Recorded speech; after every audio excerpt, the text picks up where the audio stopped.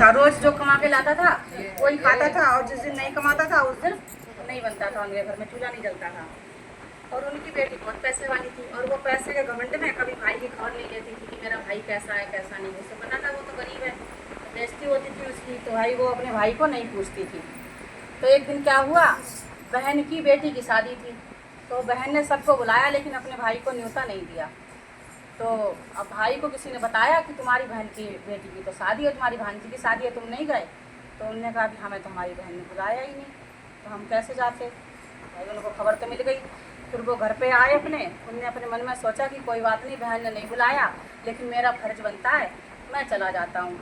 उनने बेचारे ने किसी से पैसे वैसे उधार लिए, उधार लेके जैसा बना वैसा लिया उनने, तोहफे वोफे उपहार लेके, और अपनी बीवी से बोले कि देखो हम तो जा रहे हैं अपनी बहन के यहाँ। तो उनने बोला कि तुम्हारी बहन ने तो तुम्हें बुलाया ही नहीं। तो कह रहे कि नहीं तुम्हें पता नहीं है, उसने तो मुझे बुलाया, बुलाने के लिए भेजा है, जब भी तो मैं जा रहा हूँ। तो उन्होंने कहा अच्छा ठीक है जाओ। तो भाई वो अपनी बहन के यहाँ चल दिया। जब अपनी बहन के यहाँ पहुँचा, खूब सारे मेहमान आए हुए थे, खूब रौनक थी भाई, बड़े घर के लोग थे वो। तो जाके वो दरवाजे पे खड़ा हो गया। तो बहन ने तो देख लिया खिड़की से कि वो आ रहा है, तो बहन अंदर चली गई। तो देवरानी आई भागती हुई गई, दीदी दीदी आपके भैया आए हैं, चलो। तो कह रही कि देखो द्वारे पे ससुर जेठ बैठे हैं, मैं तो जा नहीं पाऊँगी, तुम देख के आओ मेरा भाई कैसे भेस में आया है। तो उन्होंने बोला ठीक है।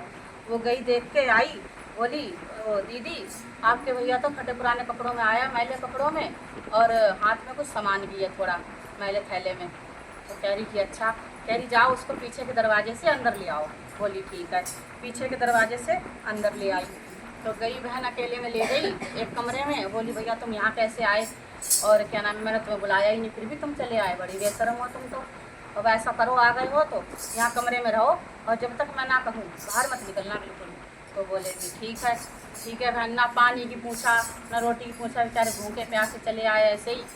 अब वो तो भाई बैठ गए कि बहन बुलाएगी तब जाएंगे। अब 2 दिन हो गए, बहन ने तो खबर भी नहीं दी कि मेरा भाई प्यासा है कि भूखा है, बेचारे भूख के मारे तड़प रहे। तो क्या हुआ एक दिन, अब वो अंदर से जब उनसे नहीं रहा गया तब उनने गेट बजाया। जब गेट बजाया तो उनकी बड़ी बहन की बहू थी, मतलब उनके भांजे की बहू, तब उसने आके गेट खोला। जैसे ही उसने गेट खोला वैसे ही वो वहाँ से भाग गए। तो जा रहे हैं, धीरे धीरे चलते जा रहे हैं, जब तक उनकी क्षमता रही वो चलते रहे। अब उनके भूख के मारे उनसे चला ही नहीं जा रहा। जब चला ही नहीं जा रहा तो एक जगह वो चक्कर खा के बेहोश होके गिर पड़े। जब गिर पड़े तो पार्वती जी भोले बाबा तो सब कुछ देख रहे थे क्या हो रहा है। पार्वती जी बोली हे प्रभु, इसकी बीवी तुम्हारी कितनी बड़ी भक्त है, रात दिन पूजा करती है, तुम्हारी सेवा करती है, और देखो इस बेचारे का क्या हाल है। ये तो अपनी बहन के यहाँ गया था, बहन इतनी निर्दयी है, उसको पानी तक को नहीं पूछा, बेचारा कैसे हाल में आया है, अब तुम ही कुछ करो। तो उन्होंने कहा ठीक है गौरा चलो। भाई भोले बाबा ने बूढ़े का वेश धरा और उनने बूढ़ी अम्मा का वेश धरा। दोनों जने पहुँचे, गौरा माँ ने उसका सिर उठा के अपनी गोद में रखा, और उसको उसकी बेहोशी से आँख खुल गई, उसकी होश में आया वो। तो उन्होंने कहा अरे माँ आप कौन हो। तो उन्होंने कहा कि बेटा तुम जा रहे थे, बेहोश हो गए, हमने तुम्हें देख लिया तो इसलिए हम तुम्हें उठाने आ गए। तो उन्होंने कहा कि कहाँ गए थे और ऐसे कैसे गिर गए। तो उन्होंने कहा क्या बताएं अम्मा, हमारी बहन क्या गए थे, बेटी की भांजी की शादी थी, तो हमारी बहन ने तो हमें पानी की भी नहीं पूछी, और हमारी ऐसी गुस्सा हो गई, अंदर बंद रहे कमरे में। अब हम तो ये सोच रहे हैं कि हम घर कैसे जाएं, घर जाएंगे तो बीवी बच्चे कहेंगे कि बहन ने क्या क्या दिया है, शादी में गए थे भाई कुछ तो दिया ही होगा, बच्चे इंतजार कर रहे होंगे, अब क्या करें, हम कैसे जाएं घर पे। तो उन्होंने कहा कि तुम चिंता मत करो, हमारे यहाँ बगीचा है पास में, चलो तुम्हें बगीचे से जो फल हैं खीरे वगैरह तरबूज वो सब थैले में भर देंगे हम तुम्हारे, तुम ले जाना, कह देना यही किया हमारी बहन ने। उन्होंने कहा ठीक है ये भी ठीक है। भाई वो गए साथ में, उनने खूब सारे गौरा माँ ने तरबूज और वो खीरे वगैरह तोड़ के ककड़ी वकड़ी उनके थैला पूरा भर दिया ठूस के। बोले जाओ अपने बच्चों को खिलाना। उन्होंने कहा ठीक है भाई, चल दिए लेके गए अपने घर। बीवी बच्चे एकदम भाग के आए, बीवी पानी लेके आई, बैठो बैठो क्या हुआ कैसे गए और बहन ने कैसी खातिरदारी करी। तो बोले कि बहन ने बहुत खातिरदारी करी है, अब लो थैला तुम ले जाओ। तो उन्होंने कहा क्या दिया बहन ने, क्या दिया दिखाओ। तो फिर वो लेके जाओ देख लो। वो गई, देखा तो उसमें सोने से चमचमाते हुए तरबूज ककड़ी खीरे खूब।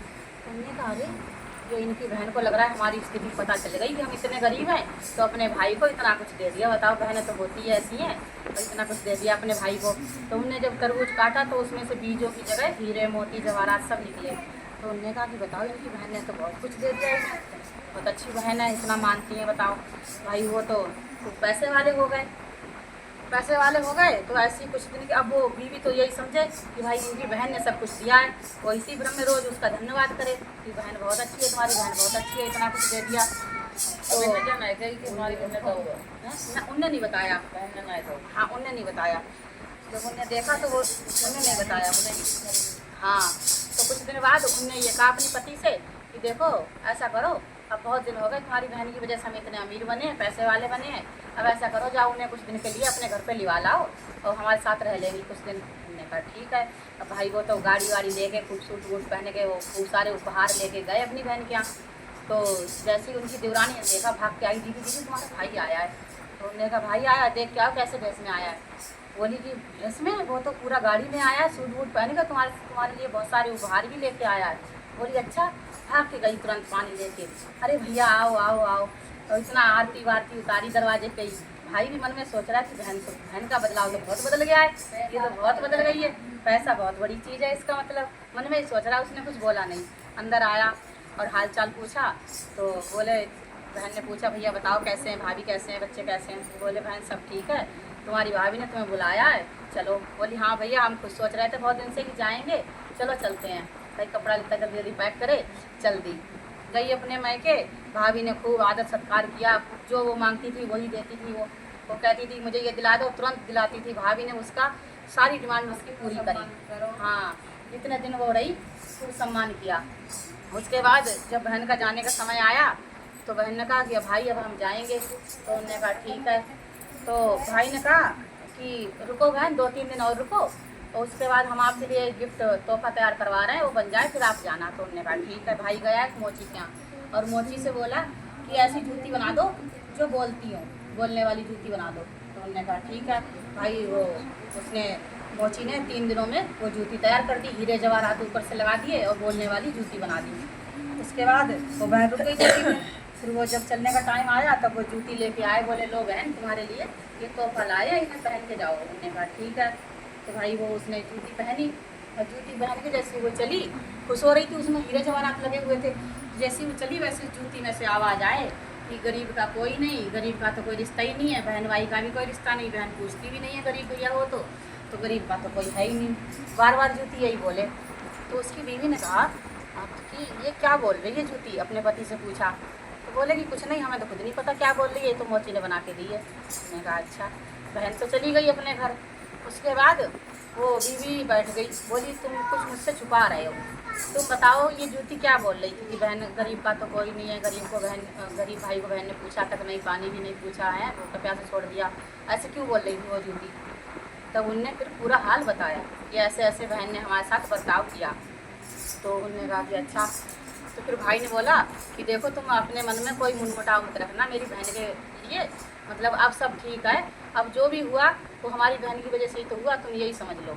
ना बहन के यहाँ जाते, ना वो हमें दुख देती और ना हमें भोले बाबा मिलते हैं।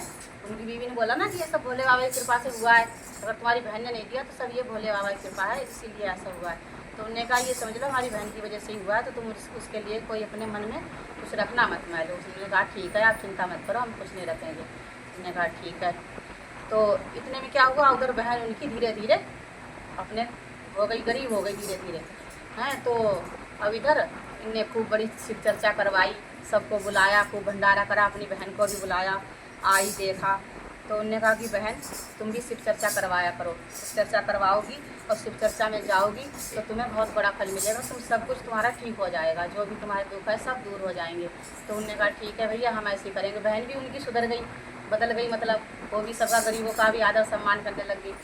तो भाई वो भी शिव चर्चा में जाने लगी। तो जो भी शिव चर्चा करवाता है या सुनने जाता है उसको बहुत बड़ा फल मिलता है, उसके जो भी पाप होते हैं भोले बाबा सब क्षमा करते हैं, क्योंकि ये इतने दयालु हैं, झूठा हो या सच्चा, सच्चे दिल से एक बार इनका नाम ले लो तो सबकी सुनते हैं। हर हर महादेव। जैसे उनको दिया वैसे सबको दे भोले बाबा।